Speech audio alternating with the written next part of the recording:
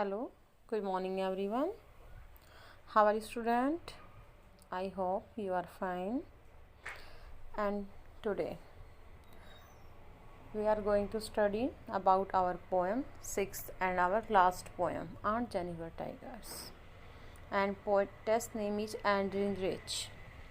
And dear student, मैं बताना चाहूँगी कि इसमें जो आंट जेनिफर है वो tigers means pictures of tigers एक स्वेटर की स्क्रीन के ऊपर जैसे बना देते हैं, डिज़ाइन निकाल देते हैं, इस प्रकार से उसने निकाला हुआ है।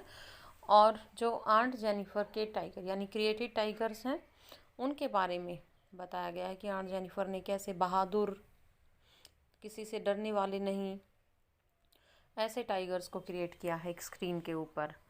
लेकिन ये पोएम लिखने का जो पर्पज़ क्या रहा है, पर्पज़ ये है कि जो आंट जेनिफर की जो मैरिड लाइफ है वो हैप्पी नहीं है, वो दुखों से भरी हुई है, कष्टों से भरी हुई है। और ऐसा बताया गया है कि आंट जेनिफर है जो हमेशा अपने जीवन में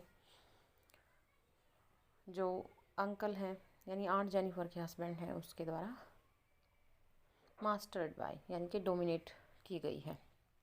तो लेट्स स्टार्ट। ओके। एंड्री Rich was born in Baltimore Maryland.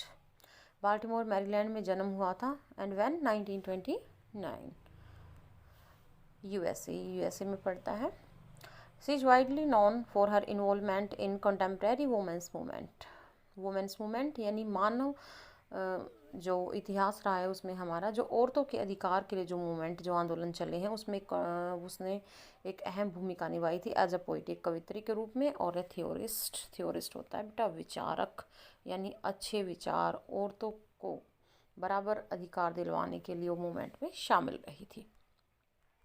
और कॉन्टेम्प्रेरी वर्ड आया है, ये बार बार रिपीट हुआ है, पहले भी आया है। ये कॉन्टेम्प्रेरी होता है समकालीन यानी उसके समय के। She has publish 19 volumes of poetry, और उसने अपनी कविताओं के 19 जो काव्य संग्रह थे वो पब्लिश करवाए थे। 3 कलेक्शन ऑफ ऐसी 3 निबंध के संग्रह और अदर राइटिंग, और दूसरी उसके जो लेख थे वो भी पब्लिश करवाए। ए स्ट्रॉन्ग रेसिस्टेंस, एक बहुत मजबूत विरोधाभास हमें नज़र आता है उसके लेखों में, कविताओं में। रेसिज्म होता है कास्टिज्म यानी कि जातिवाद का, मिलिट्रिज्म सैन्यवाद का। इकोज होता है गूंज, एक गूंज नज़र आती है हमें कि अपोजिट है बहुत ज़्यादा जातिवाद के, सैन्यवाद के। थ्रू हर वर्क, अपने जो उसने रिटर्न वर्क किए हैं उनमें उसने दिखाई है ये चीज़। The poem Aunt Jennifer tiger addresses the concentrates of married life a women experience, यानी कि एक औरत का जो एक्सपीरियंस है, जो अनुभव है मैरिड लाइफ का, उसके ऊपर कॉन्सेंट्रेट करके लिखी हुई है, पूरा ध्यान केंद्रित करके लिखी गई है। Okay, let's start now our poem. Aunt Jennifer Tiger prance across a screen.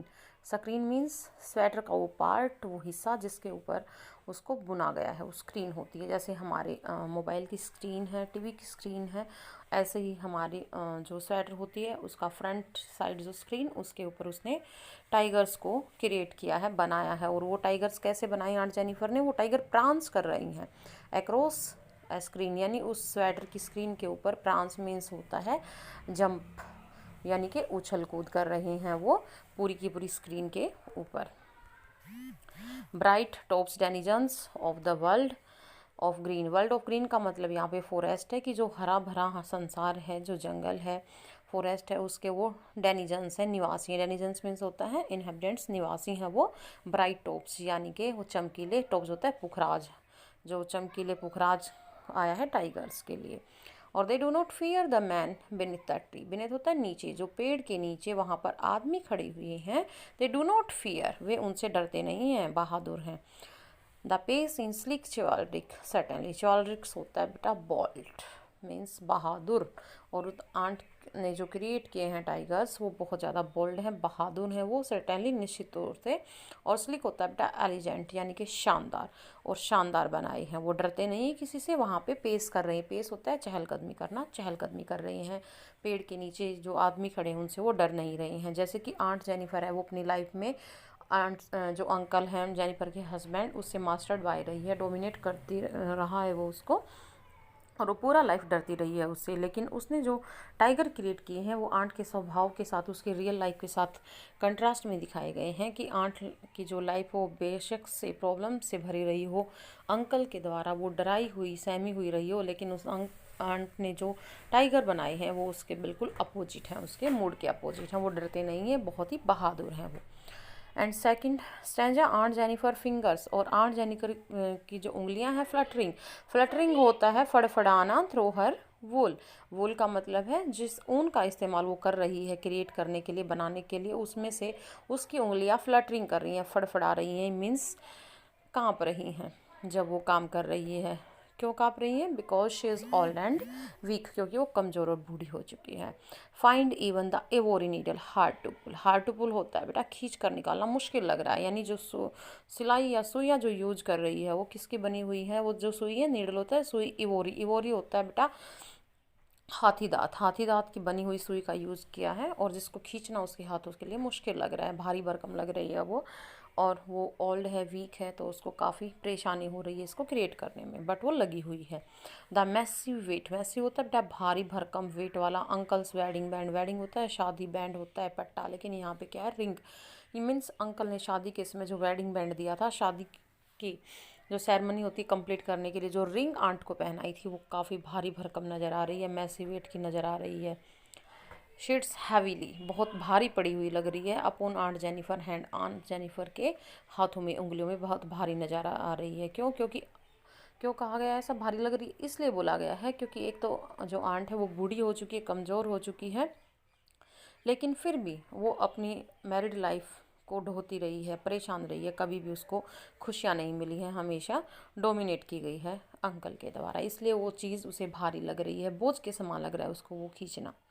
And next stanza, when aunt is dead, और जब आंट मर जाएगी, her terrified hands will lie. Lie होता है पड़े हुए, और टेरिफाइड होता है फियरफुल, डरे हुए। आंट के जो डरे हुए हाथ हैं, मीन्स आंट जैसे अब डर रही है, काँप रही है, ऐसे ही वो उसकी मौत के बाद भी ऐसे ही डरे हुए हाथ सहमे हुए पड़े होंगे।